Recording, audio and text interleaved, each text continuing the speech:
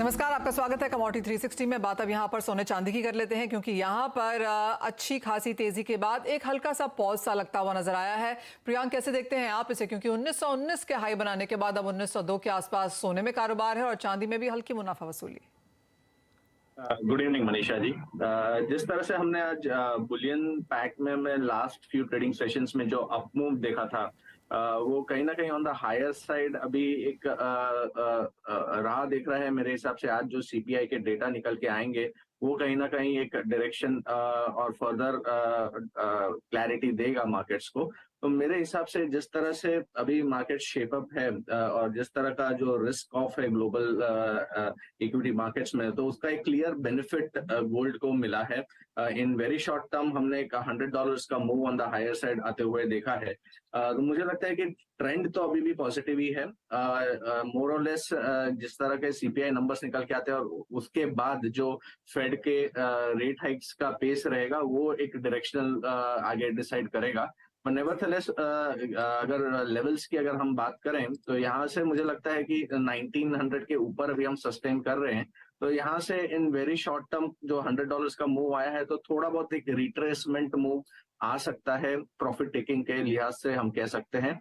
तो अराउंड 1870 और 1880 ये 20 to $30 का करेक्शन एक फिर से अपॉर्चुनिटी रहेगा on the lower side support को इमर्ज होते हुए। एमसीएक्स की अगर मैं बात करूं तो यहाँ से फिर से एक बार अराउंड 57,000 से लेके 56,700 would be the range on the lower side, जहाँ पे सपोर्ट्स दिखते हैं अभी। तो वो आते हैं तो वहां पे हम फिर से देख सकते हैं कि बाइंग इनिशिएट किया जा सकता है। बट करंट लेवल्स पे दोनों ही bullions, the gold and silver, दोनों ही करंट लेवल्स पे रिस्क टू रिवॉर्ड फेवरेबल नहीं है फ्रॉम द लॉन्ग साइड। एक राह देखना चाहिए, थोड़ा बहुत करेक्शन आना चाहिए, उसके बाद बाइंग का कोई ट्रेड लेना चाहिए। ओके, यानी कि करेक्शन का इंतजार करें। बहुत ज्यादा तेजी हम सोने चांदी दोनों में ही देख चुके हैं। लेकिन प्रियांक, अगर यहाँ पर कच्चे तेल की बात करें, यहाँ पर गिरावट काफी ज्यादा है। अगर इस हफ्ते की ही बात करें तो 5-5.5% की मंदी हम देख चुके हैं। 86 के लेवल से अब 80 के नीचे के स्तर भी आज बनते हुए हमने यहाँ पर देखे हैं। इस वक्त आपकी स्क्रीन पर करीबन 2% की गिरावट के साथ कच्चे तेल पर एमसीएक्स में कारोबार, यहाँ पर क्या करने की राय देंगे प्रियांक? क्रूड ऑयल में भी lower side of the range में अभी हम ट्रेड्स कर रहे हैं। अगर हम WTI की बात करें तो 73.20 के आसपास के रेट्स चल रहे हैं। मोर और लेस हमने ये एक लास्ट 1-2 मंथ्स की रेंज अगर मैं देखूं तो $70 on the down side and on the higher side 80-81 ये एक कैप है। तो ये $10 की रेंज में है और अभी हम lower side of the range में आ गए हैं। तो यहाँ से मुझे लगता है कि अगर डाउन साइड ब्रेकआउट होता है, अराउंड 73 अभी चल रहा है, तो $70 के नीचे अगर सस्टेन करता है क्रूड ऑयल का मार्केट्स, तो हम और फ्रेश $5 to $7 का मंदी एक्सपेक्ट कर सकते हैं on the lower side.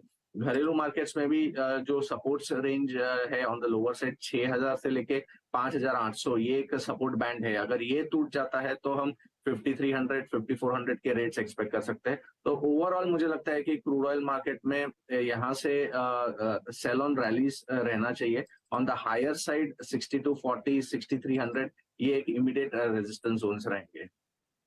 Metals की भी अब बात कर लेते हैं, क्योंकि कल यहां पर तेजी थी लेकिन शाम होते होते कल भी मुनाफा वसूली थी। आज तो हमने दिन की शुरुआत ही यहां पर गिरावट के साथ की है।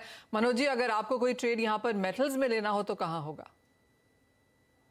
मेटल्स में यहाँ पे लगातार दबाव जो है मनीषा जी बना हुआ है, और हम जिस तरह से देख रहे हैं कि जो यूएस में जो बैंकिंग क्राइसिस हुआ है उसके बाद से हम ग्लोबल फाइनेंशियल मार्केट्स में प्रेशर बनते हुए देख रहे हैं। तो मेटल्स में यहाँ पे जो टॉप फेवरेट रहेगा वो कॉपर रहेगा। हम देख रहे हैं कि 760 762 यहाँ पे एक मजबूत रेजिस्टेंस बने हुए हैं और ऊपरी लेवल से बार बार दबाव जो है कीमतों में यहाँ पे आता हुआ नजर आ रहा है। तो 762 के स्तर पर यहाँ पे कॉपर में शॉर्ट जाना पसंद करेंगे। ऊपर में 768 का एक स्टॉप लॉस रखें। 752 से 750 के जो लक्ष्य यहाँ पर लेकर के चल सकते हैं। तो कॉपर में यहाँ पे फिर एक बार ऊपरी लेवल्स पर जो है बिकवाली देखने को मिल सकती है। ओवरऑल ट्रेंड अभी बेस मेटल्स का थोड़ा कमजोरी दिखता है। प्रियांक, आपको भी लगता है कि बिकवाली के साथ ही काम करना चाहिए, और आपको क्या लगता है कितना रिस्क है डाउन साइड में अभी? देखिए, अगर बेस मेटल्स में हम देखें तो अगर रिलेटिवली अगर मैं बात करूं तो कॉपर ने जिंक और एल्यूमिनियम को कह सकते हैं कि आउट परफॉर्म किया है। तो मैं जिस तरह से ट्रेंड डाउन है तो मैं अंडर परफॉर्मर्स के साथ जाना चाहूंगा। एल्यूमिनियम मुझे लगता है कि बेच के चला जा सकता है। अगर जो भी पुल बैक आती है मे बी अराउंड 208 209 के जोन्स में, वो एक सेल लेवल्स रहेंगे हमारे लिए। 212 हाफ के ऊपर का एक स्टॉप लॉस रहेगा और फिर से हम रिविजिट कर सकते हैं 200 और सब 200 के लेवल्स। तो aluminium among the base metals मुझे वीक दिखता है, तो वो एक सेल ऑन रैलीज का कैंडिडेट रहेगा। और दूसरा एक हाईलाइट करना चाहूंगा कि नेचुरल गैस के प्राइसेस हमने देखे हैं कि लास्ट फ्यू सेशंस में एक 160 से ऑलमोस्ट हमने एक रैली 246 तक बनते हुए देखी है। वो अभी एक रिट्रेसमेंट हुआ है, 215 के आसपास के रेट चल रहे हैं। वो एक अट्रैक्टिव लगता है कि फिर से एक बार 250 260 जोन्स तक जा सकता है। तो यहाँ पे बाई की सलाह रहेगी अराउंड 212 के आसपास। 195 के नीचे एक स्टॉप लॉस रहेगा, 250 260 के शॉर्ट टर्म टारगेट्स रहेंगे। ऑलराइट, तो बाकी काफी जगह बिकवाली है, लेकिन गैस में जिस तरह का उछाल है उसका फायदा उठाया जा सकता है और यहाँ से भी बाइंग रिकमेंडेशन। लेकिन इसी के साथ मनोज जी, प्रियांक, बहुत शुक्रिया साथ जोड़ने के लिए। इजाजत लेंगे, ब्रेक के बाद लेकर आएंगे आवाज समाचार।